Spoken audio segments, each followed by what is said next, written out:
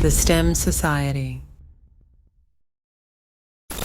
What's happening, people? My name is Cole Jackson. This is the STEM Society. Welcome back. Today is going to be more of an opinion piece than anything else because I want to talk about this Drake situation. Yeah, I know, surprise. Drake again. This past live stream was one of those things to make you kind of think, why is this dude even popular? Why is he even famous? It's been a lot of conversation online about this live stream, and I wanted to just have a conversation with you about it, and let's try to figure this whole thing out together, shall we? So here's what it is. There was the 9th anniversary of Steak, and they decided to get Drake to sit down with Ben the Don to do this live stream together. Now, it was your typical streamer activity or your typical YouTube fodder. He had a 20v1. Now, I had to take some notes because there was some famous faces on there that I've seen before. Now, in this 20v1, he had adult stars like Lena the Plug, who is Adam 22's wife, and Lily Phillips. They both showed up to be a part of the affair, which I thought was par for the course. I thought that was regular. And also the influencer by the name of Jordan Lucas, she joined in.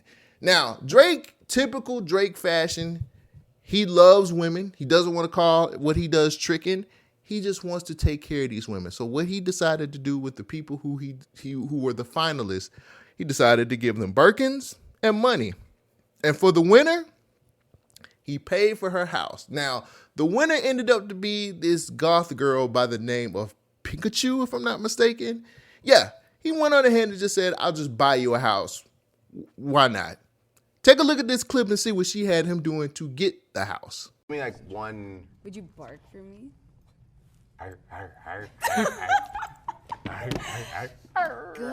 boy. Yeah. I get, yeah, you know what the role play I'm would like, be- I know it. So yeah, I mean, everybody has their fetishes. It looks like Drake has his, which is role play. And, you know, why not the biggest artist in the world bark like a dog for some goth girl that he barely knows?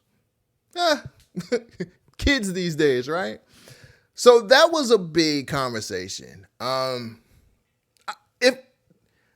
Let me just give my opinion about each one of these things as I go along because I don't want to lose my points. The 20v1 situation that Drake did is one of those things where people are looking at him like he crazy or why would he do that? That's kind of corny. At the end of the day, a lot of rappers have done it. A lot of big name rappers have done the same thing he's doing. Is it corny? Yeah, 20v1s are corny as hell. They're typically fake as fuck too. A lot of times when artists do these 20v1s, they're looking for some type of attention, man. They're looking to be able to sit down and build up some kind of online conversation about what they're doing with their lives, so on and so forth. Drake is just another victim of clout chasing and being an attention grabber. You know what I'm saying? He's the biggest artist in the world, and he just decided to say, fuck it, I'll just do some corny shit. I personally don't think it's cool. I wouldn't have done it. You get what I'm saying? Because at the end of the day, you're bigger than that. I'm not saying that you got to be an arrogant asshole, but what I am saying is this doesn't look cool. Like at the end of the day, I want the rappers that I've listened to and I really like rock with to be cool. And that shit just doesn't look cool at all, bro. Like you really kind of look crazy doing that kind of shit. But I also look at it as somebody who's being accessible to their fans as well. What other artist that's on his stature or on his level would do something like that? And I think for me, throughout this whole conversation that we're having, accessibility is probably going to come up more and more throughout this conversation. I think accessibility is one of those things that we don't get from a lot of the artists. When you look at J. Cole, when you look at Kendrick Lamar, like we don't get to see them outside of their element or outside their cool. Maybe J. Cole, and that's because he's just not really a cool nigga in general. But we don't see a lot of people get outside of who they are and outside of themselves. And if I'm being real with y'all, Drake has always been a corny nigga. Let's just call a spade a spade. We have been making fun of this nigga since Degrassi. So what would you think would change by the time he got to this point in his life? He's rich. He's on top of the world right now. He can do and say whatever he wants to. So why is it such a problem when he does and say what he wants to? We've seen this nigga do shit like rent out stadiums for a date. You get what I'm saying? Like, he has so much access to so many different things that it just makes sense for him to do some lame ass shit like this. Like, it is what it is. But you don't think we often sit down and say the same thing. Money don't unlame a lame. It don't. So the outrage that I keep hearing from people when it comes to Drake doing a 20v1 is it doesn't make any sense to me, because we've seen this behavior from him all his career. Like, that's the thing that boggles my mind. Why would you think he would change? Why would you think he would do something different? I think I see Wayno getting a lot of flack for what he said too, which bothers me, because at the end of the day, I don't agree with everything that Wayno said, because Wayno was like, yo, you 40 years old, you shouldn't be doing these types of things. I get it. He not wrong. But Wayno's also not in a weight class with Drake. Wayno ain't, they ain't even in the same tax bracket, bruh. That's facts. And no disrespect to Wayno, because I love his content. I think he got some great shit going on. But you just don't have the money to be able to tell this nigga what to do and how to do it. Drake is going to do whatever he wants to do because he's a grown child, and that's how he handles things. Is it okay? No. We have been asking this man to grow up for the last 10 years, and it ain't happening. So why don't we turn that part of our brain off when Drake does these types of activities and when he does these types of things? Like, he is who he is. Nobody in his circle is going to check him. Nobody outside of his circle is going to check him. The only thing we're going to do as talking heads is sit down and talk shit about him and try to get monetized off the bullshit, if I'm being honest. But you can't expect somebody like him to change when everything is yes. Everything is accessible. Everything that he wants, he can have. Did you see how those women was going crazy over him during that 20v1? And he not even doing it cool. Like, he wasn't even cool about none of that shit.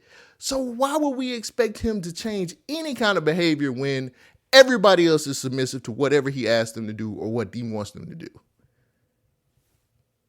The game is the game. I think it was classless that he called Wayno out about the comic book situation as well. That was just some bullshit. That was just you being petty. Drake had no right to sit up there and call Wayno out for something that a lot of us niggas fuck with, to be able to just talk about comic books or animated series and shit like that. Like, take a look in the mirror, nigga, before you start calling out other people, because your record ain't clean either with a lot of the shit we've seen you do. Just saying. So I understand why people have these points of views about he needs to grow up or he needs to be more mature when it comes to this kind of stuff, because it looks away. But when the world is your oyster, my nigga, like, how can you say no? How? Everybody continues to say the same thing. Man, you 40 years old. You can't. Nigga, do you see? Have you seen Jim Jones recently? Have you seen Fabulous and Main on them recently? How they act, how they dress, how they do shit. And they OGs. You get what I'm saying? They OG status. They Drake's OGs. So why are you... I'm making that point because we don't keep the same energy with everybody across the board. We don't. Now, they call Jim Jones a senior citizen, bro, which is still hilarious as fuck. But at the end of the day, man, it's like, if them niggas don't have to grow up and do anything different, why does Drake have to do that?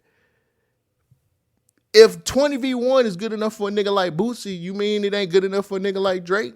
DaBaby has done 20v1. Bow Wow has done 20v1.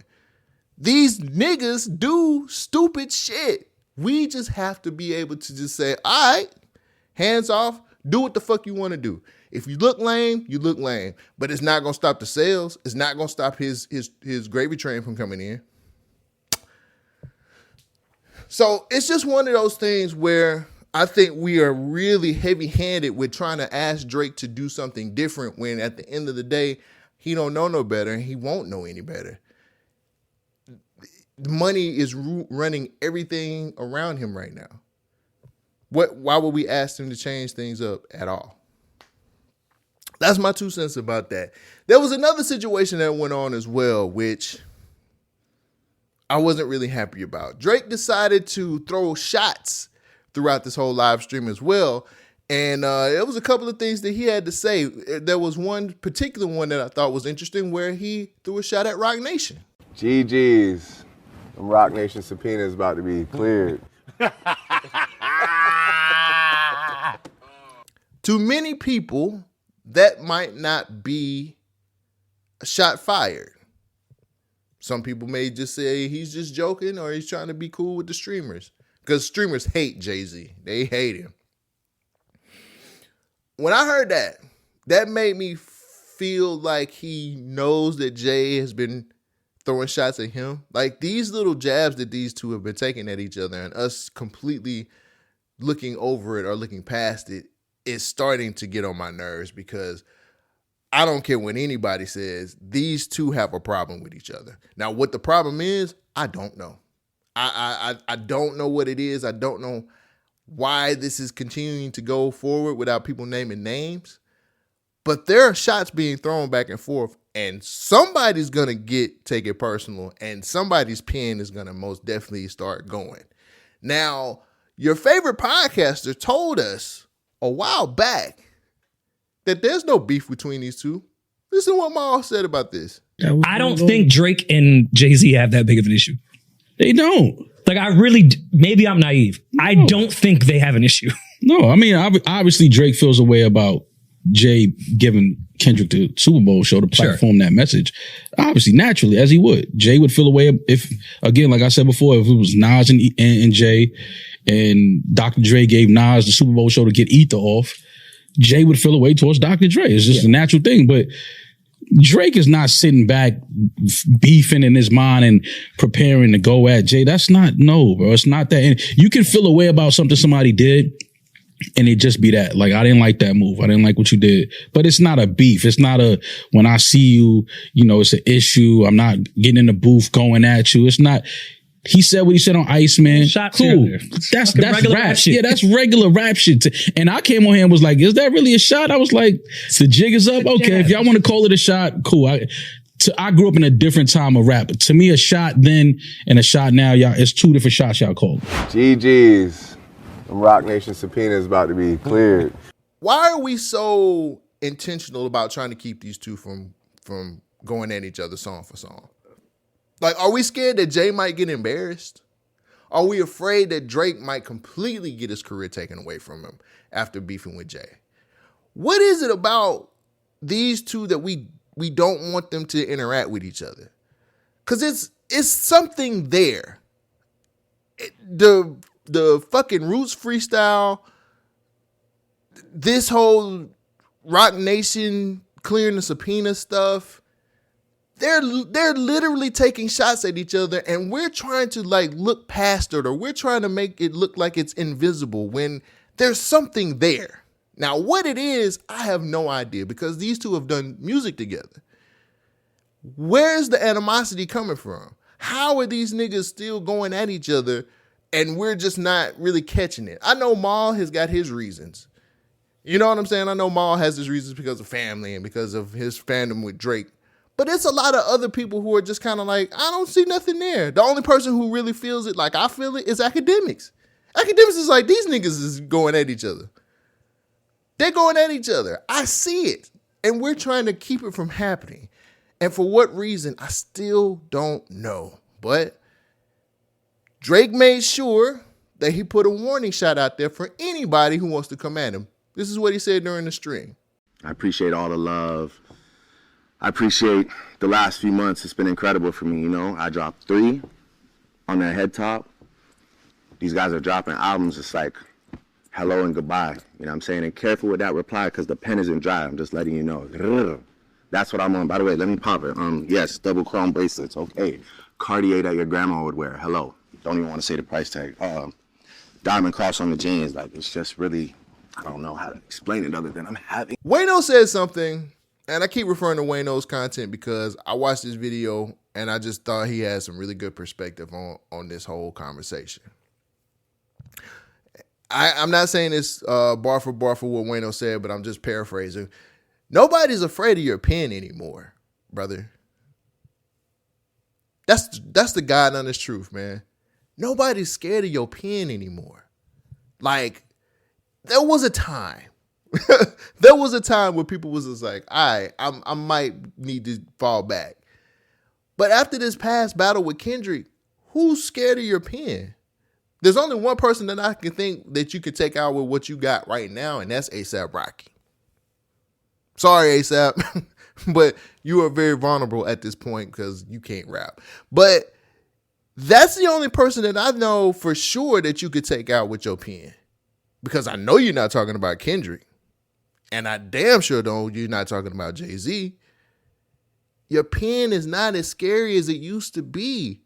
And that leads me to an even bigger problem that Drake is having right now, which is speaking from a point of privilege.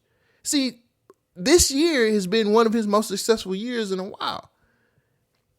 He has the highest, the longest charting hip hop album of 2026. He has the most successful hip hop album of 2026.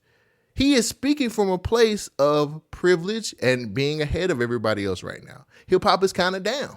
And if I'm really being honest with y'all, you were really hoping that one would hit, and that is Iceman.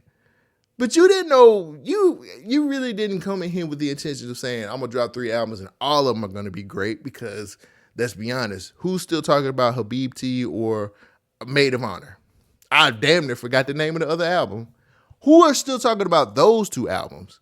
The only thing that people rock with and the only thing that's been charting that's only been good is Iceman. But as far as people being afraid of your pen, I'm sorry. Nobody's scared of that pen anymore. Meek Mill was 10 years ago.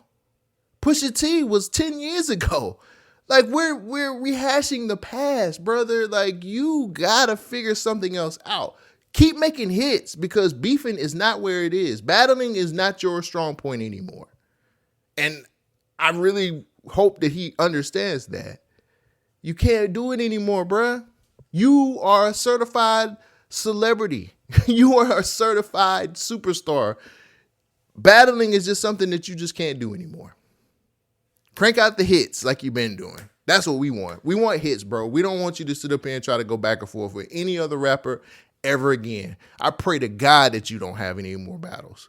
Because if one more person gets at you and they really get at you, you done. You're finished. Kaput. Out of here. Do I have to say anything else? I'm going to wrap this whole thing up by saying this. And this is probably going to surprise a lot of people. But it has to be said. Drake is the new age celebrity that understands that exposure is always a good thing. Accessibility is always a good thing. As much as we sit up here and talk shit about how lame he is and the lame shit that he does, name another rapper that is accessible as he is. Like, we hear about the DMs that he does. He's not too big to sit down and go sit with the streamers because that's a demo that he needs to be able to sell albums. Like, he's not one of those people who we can't reach out and touch. Pause if I need to. Like, he's one of those people who, for all intents and purposes, is just like, I'm going to live my life the way I need to live it. Is it always cool when he does it? Not really. But what other big time rapper is doing what he's doing? We are always going to sit up here and be like, man, I wonder how Dot feels about shit. Because Dot don't get out here and talk to the people. And I'm not saying that K-Dot has to get out here and do streams. It would be nice if he sat down with hip hop media every now and again, just to see what the temperature's like. See, we don't have to guess with Drake. Drake is going to put himself out there regardless. But that kind of goes along with who he is and what the problem is with that. He's a slave. He's a slave to these deals that he still has to commit to. He's not bold enough to go out and be an independent artist like Kanye West. There's no way, shape, or form that Drake could do what Kanye is doing right now. There's no way. He doesn't have the confidence. He doesn't have the infrastructure. He doesn't have the mindset to say, let me take myself as an entity and be independent and see what I can do then. And then he wouldn't have to do the 20v1s, or he wouldn't have to do the streams with niggas he don't fuck with. Because if you really think him and Ben Dedon are cool, you're completely fucked up. If you think him and Aiden Ross are cool people, they're friends, you got the game fucked up. Anything that this nigga does now is contractual. Period, point blank. He doesn't own any of his own music. He's still up under UMG, still trying to fight that battle. Steak is his fucking slave master. What are y'all mad about? That, to me, is probably one of the most lonely lives you could ever have, because you ain't gonna never be free. You ain't gonna never be free. Didn't y'all hear Iceman? Didn't y'all listen to Iceman? He's never going to be free. Too many people have too many hands in the pot, bruh. Too many people own a piece of him. Again, he could change the whole game by just going independent. Why hasn't he gone independent yet? Have you ever thought about that? Have you ever thought about why is he not doing what Kanye West is doing right now? And even though Kanye West is problematic, even though Kanye West gets out of pocket every now and again, I'll be damned if that nigga ain't successful. Have you seen his concert sales? Have you seen him selling out shit? Have you seen him getting back into the fucking market with his shoes? His Yeezys are in fucking JD Sports right now. I'm sorry. You have to admire a nigga who says he gonna bet on himself. And that's the problem. Drake is never going to bet on himself, which means he's going to always be doing these lame-ass streams, these dumb-ass 20v1s. He's going to always be doing something for the audience. He lives for us because he needs them sales, he needs that validation, and he needs to be taken care of by somebody outside of his circle. Because them niggas don't give a fuck about him, because if they did, he would have been gone independent. It's another story for another day. What do you guys think? Do you think Drake is too accessible to the public? Do you think he is living his life on his own, or do you think he's a slave to all the contracts and deals that he signed to? Whatever you feel, let me know down in the comments. Now, before I go, I do have a Cole's Corner. Hot take culture has really ruined the landscape of podcasting. People want to be first to announce shit because it's going to give them a view. People want to be first to announce shit because it's going to get them a like. People want to be the first to say something because it's going to give them a sub. Here recently, your favorite podcaster and record exec, Ray Daniels, jumped off of a cliff yet again to give an announcement about the new Jay-Z album. Listen to what he said. Learn from Hove. Hove is not going to put himself out there to be laughed at. It's just, I'm not doing 60,000, y'all. By the way, I'll tell you something that I heard about on the Jay-Z tip. Just a little quick update. His album is done. Okay. It's completely done.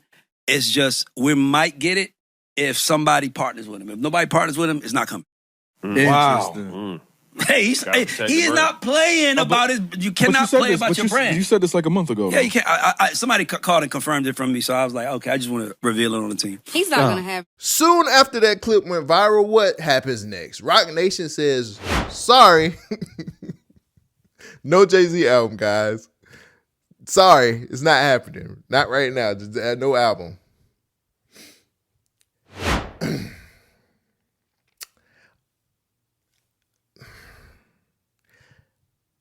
I have a lot of feelings about this because, first and foremost, let me just get this out of the way now because it just needs to be said because I don't want to hear anything else about it. I don't like Ray Daniels.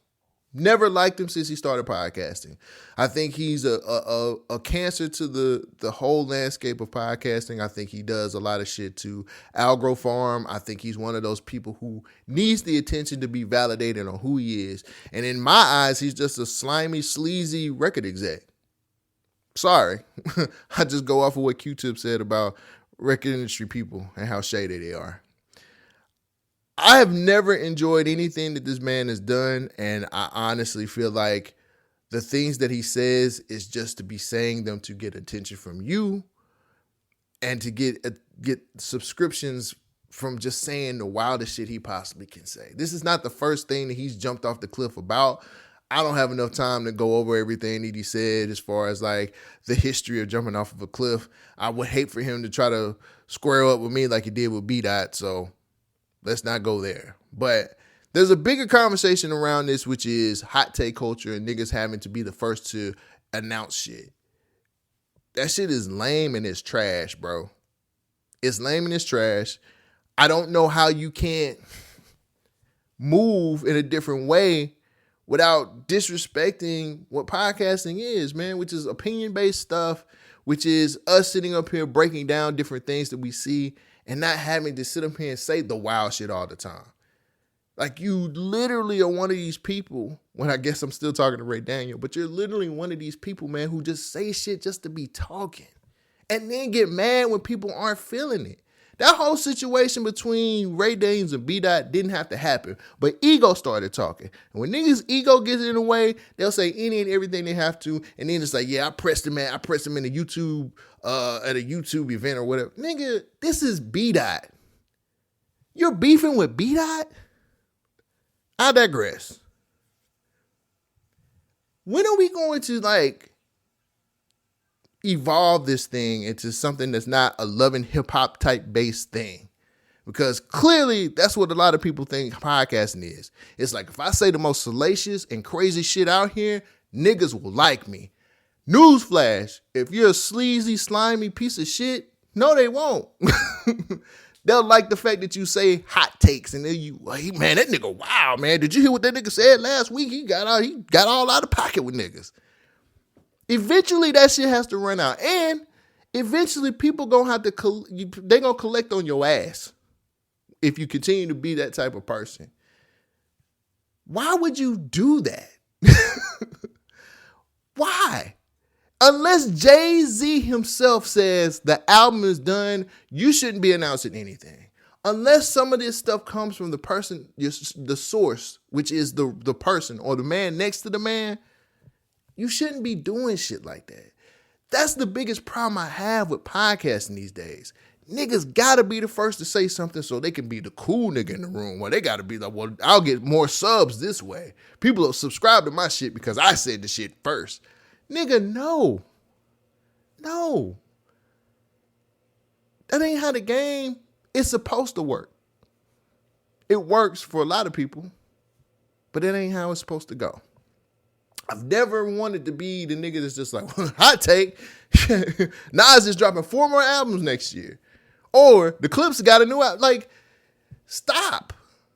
Stop doing that kind of shit because it looks lame as fuck.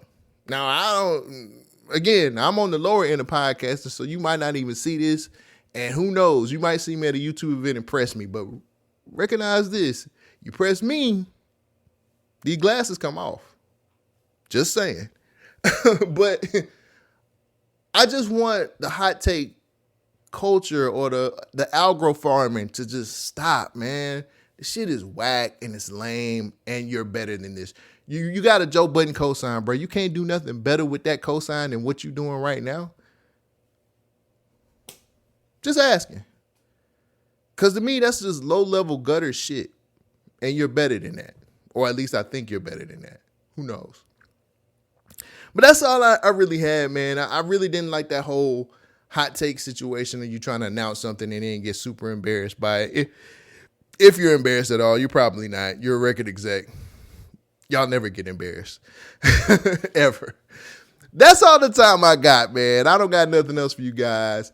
If you like what I do, because what I do is not very easy, pay me in a like, pay me in a comment, or support me with a subscription. Grow my platform as big as the sun so I won't have to give hot takes for the next 4 episodes or for the rest of the year. All right? Help me out. Thank you for joining me for another episode, man. I'll catch you on the next one. Take care of yourself. I love you. Peace out. She is kind of fucking with my money, but I meant everything I said, and I say it again.